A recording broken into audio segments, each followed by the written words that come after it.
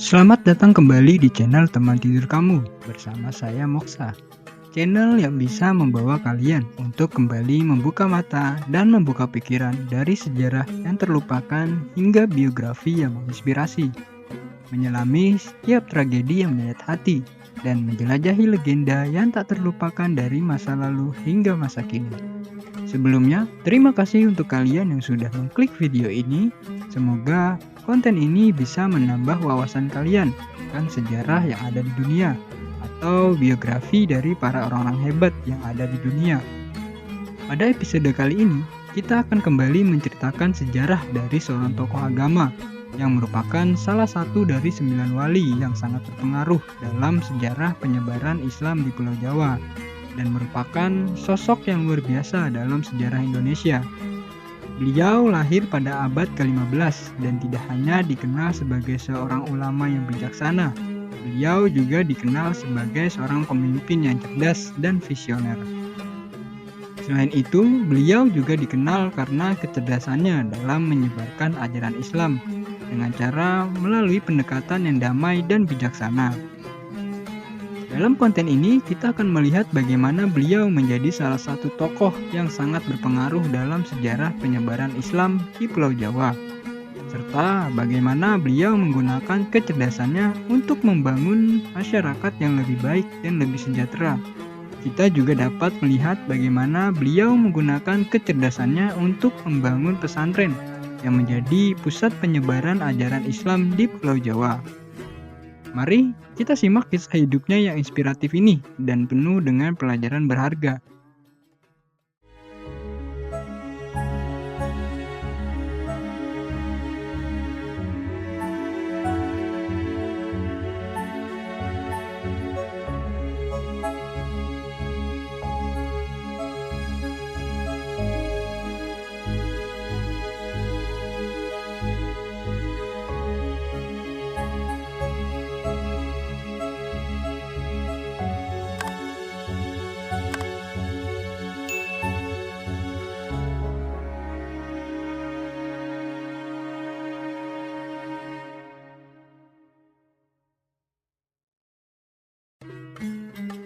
Sunan Giri.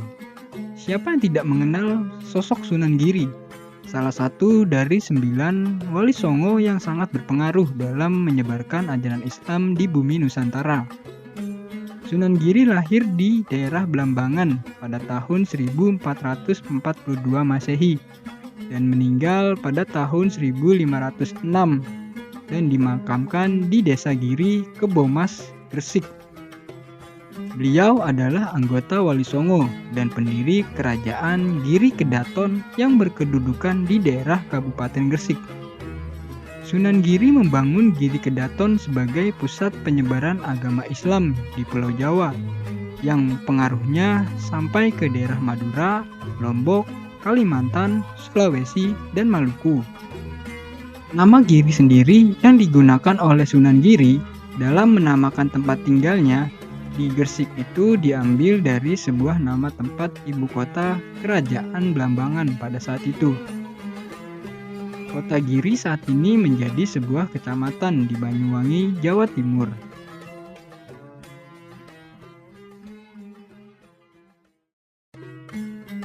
Asal-usul dan nasab. Sunan Giri memiliki beberapa nama lain, yakni Raden Paku, Prabu Satmata, Sang Hyang Girinata, Sultan Abdul Fakih, Raden Ainul Yakin, dan Jaka Samudra. Sunan Giri merupakan buah pernikahan dari Maulana Ishak, seorang mubalik Islam dari Malaka, dengan Dewi Sekardadu atau Dewi Sabodi, putri Prabu Menak Sembuyu, penguasa wilayah Blambangan pada masa-masa akhir Majapahit. Di saat kelahirannya, bayi Sunan Giri dituduh sebagai biang keladi masalah atas wabah yang melanda Blambangan oleh Patih Bajul Senggata.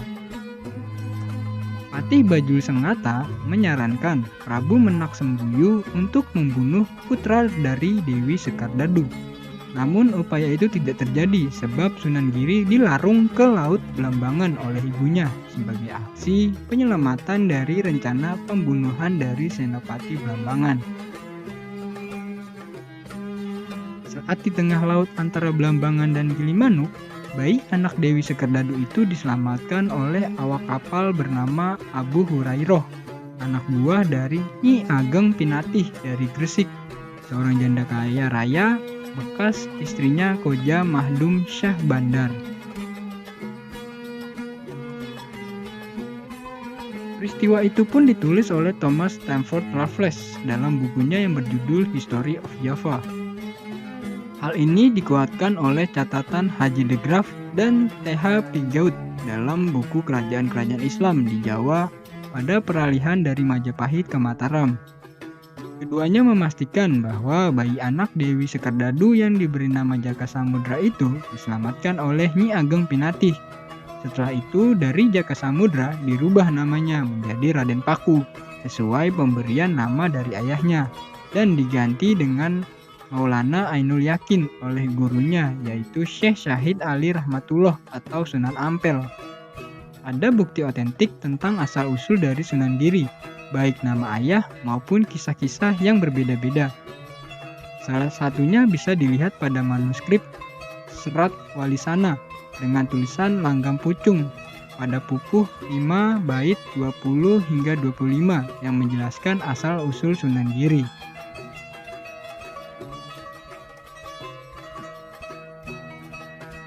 Catatan dalam Serat Walisana tersebut menggunakan bahasa semiotika, menunjukkan lambang yang punya makna, dan di setiap peristiwa dibahasakan dengan sengkala, yang juga mengandung arti waktu peristiwa tersebut.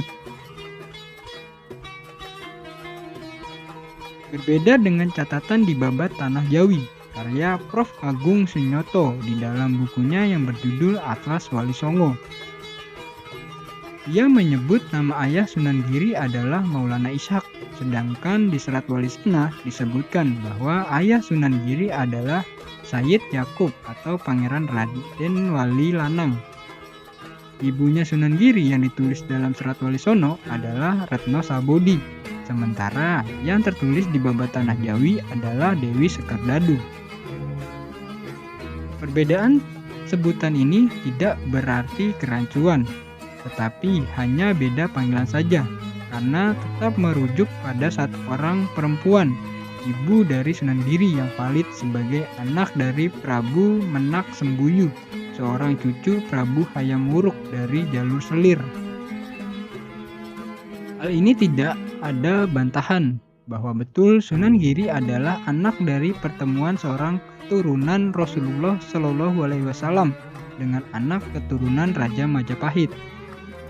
Sementara itu, dari data silsilah yang tersimpan di pesantren-pesantren di Pulau Jawa Timur menyebutkan jika Sunan Giri adalah keturunan Nabi Muhammad Shallallahu Alaihi Wasallam dari jalur Syekh Abdul Qadir Al-Jailani.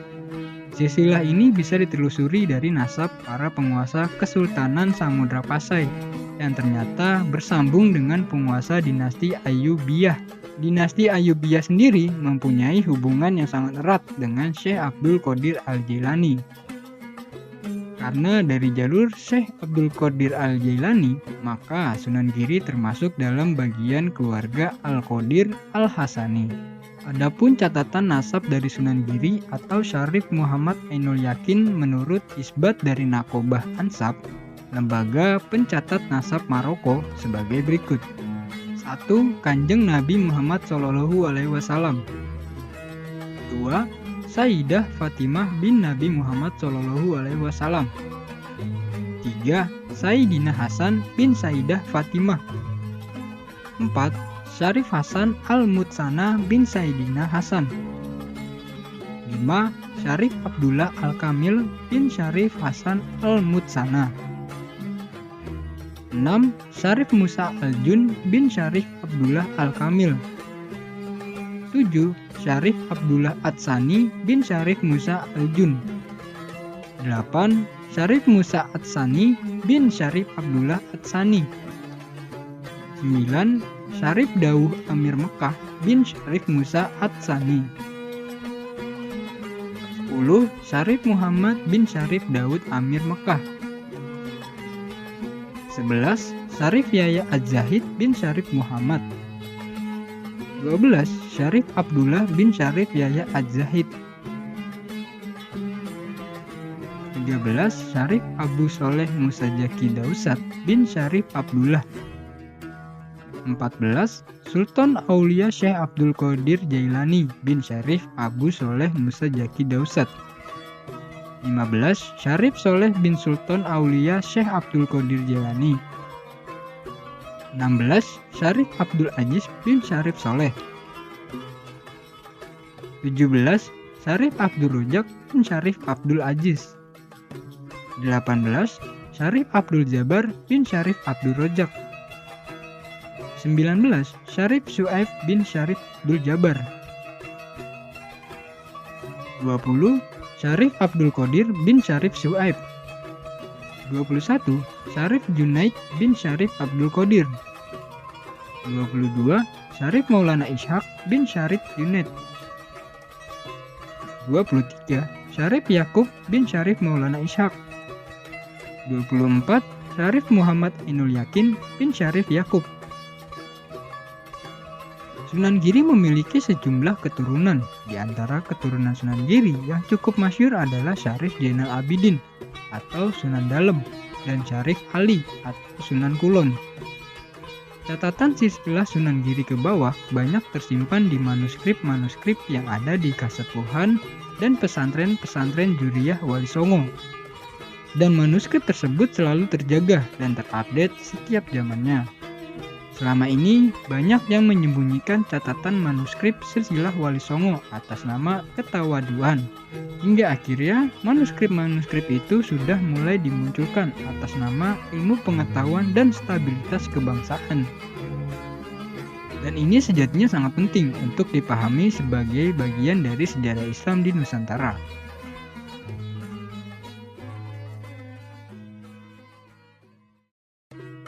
Pendidikan dan pengembangan keilmuan. Bayi yang tersangkut di kapal itu diambil oleh awak kapal dan diserahkan kepada Nyi Pinatih yang kemudian memutnya menjadi anak angkat.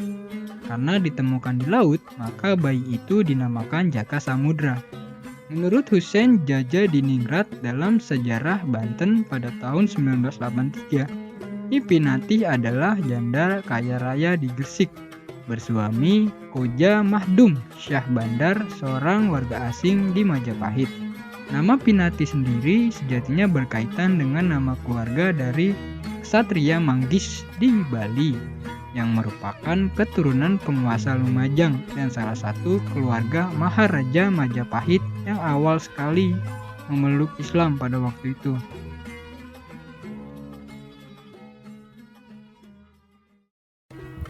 Gerakan dakwah Sunan Giri.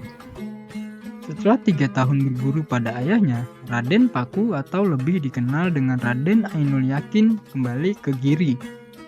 Dalam Babat Tanah Jawi dikisahkan bahwa Raden Paku dan Raden Mahdum Ibrahim pernah bermaksud pergi ke Mekah untuk menuntut ilmu sekaligus berhaji. Namun keduanya hanya sampai di Malaka dan bertemu dengan Maulana Ishaq, ayah kandung Raden Paku. Hingga keduanya diberi pelajaran tentang berbagai macam ilmu keislaman, termasuk ilmu tasawuf. Di dalam sumber yang dicatat pada silsilah Bupati Gresik pertama yang bernama Kiai Tumenggung Pusponegoro, terdapat silsilah tarekat Syah Hariyah yang menyebut nama Syekh Maulana Ishaq dan Raden Paku Sunan Giri sebagai guru tarekat Syadhariyah, yang menunjuk bahwa aliran tasawuf yang diajarkan Maulana Ishaq dan Raden Paku adalah tarekat Syadhariyah. Kemudian ia mendirikan sebuah pesantren Giri di sebuah perbukitan di desa Sidomukti Kebomas. Dalam bahasa Jawa sendiri, Giri berarti gunung. Sejak itulah ia dikenal masyarakat dengan sebutan Sunan Giri. Pesantren Giri kemudian menjadi terkenal sebagai salah satu pusat penyebaran agama Islam di Pulau Jawa. Bahkan pengaruhnya sampai ke Madura, Lombok, Kalimantan, Sulawesi, Sumatera, dan Maluku. Pengaruh Giri terus berkembang sampai menjadi kerajaan kecil yang disebut Giri Kedaton, yang menguasai Gresik dan sekitarnya selama beberapa generasi sampai akhirnya ditumbangkan oleh Sultan Agung. Terdapat beberapa karya seni tradisional Jawa yang sering dianggap berhubungan dengan Sunan Giri, Di antaranya adalah permainan-permainan anak seperti jelungan dan jublak-jublak suweng, serta beberapa gending seperti asmaradana dan pucung. Dalam penyebaran Islam, metode dakwah Sunan Giri meliputi 3 bidang utama, yakni pendidikan, budaya, dan politik.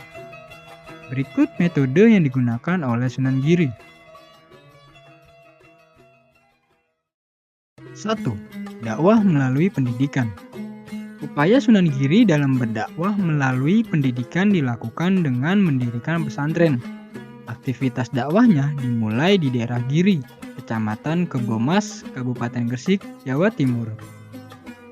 Di tempat ini ia mendirikan pondok pesantren pertama di Gresik, yang kemudian berkembang menjadi salah satu pusat kekuasaan atau kerajaan yang disebut Giri Kedaton. Sejak didirikan pada akhir abad ke-15, pesantren Giri menjadi pusat penyebaran agama Islam yang terkenal di Pulau Jawa dan pengaruhnya sangat kuat di wilayah Indonesia bagian timur. Bahkan santri-santrinya datang dari Madura, Lombok, Kalimantan, Sulawesi, dan Maluku. Inti ajaran yang disampaikan Sunan Giri adalah tentang akidah dan ibadah dengan pendekatan fikih.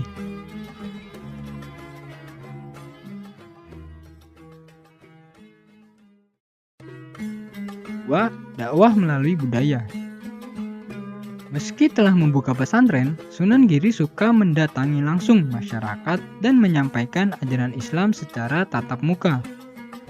Setelah masyarakat terbiasa dengan kehadirannya, Sunan Giri pun mengadakan perkumpulan-perkumpulan seperti selamatan dan lain sebagainya.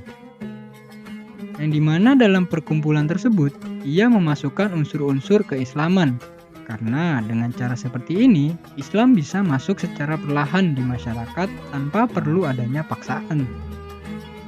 Salah satu contohnya, ia mereformasi seni pertunjukan wayang dengan mengubah isi cerita lakon dan suluknya menjadi bernafaskan ajaran Islam. Media yang digunakan Sunan Giri dalam berdakwah juga berupa permainan anak-anak seperti jamuran, jelungan, dan delikan.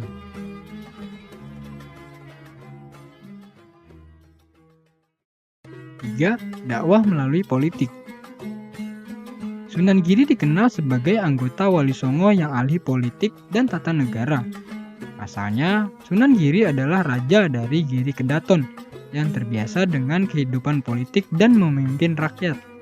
Karena itulah ia pun menjadi leluasa untuk menyebarkan Islam kepada rakyat di wilayah Gresik dan sekitarnya. Ketika Raden Patah mendirikan kerajaan Demak, Sunan Giri juga bertindak sebagai penasehat dan panglima militer kerajaan. Dan Sunan Giri menjadi salah satu penyusun kebijakan kerajaan Demak yang didasarkan pada nilai-nilai Islam.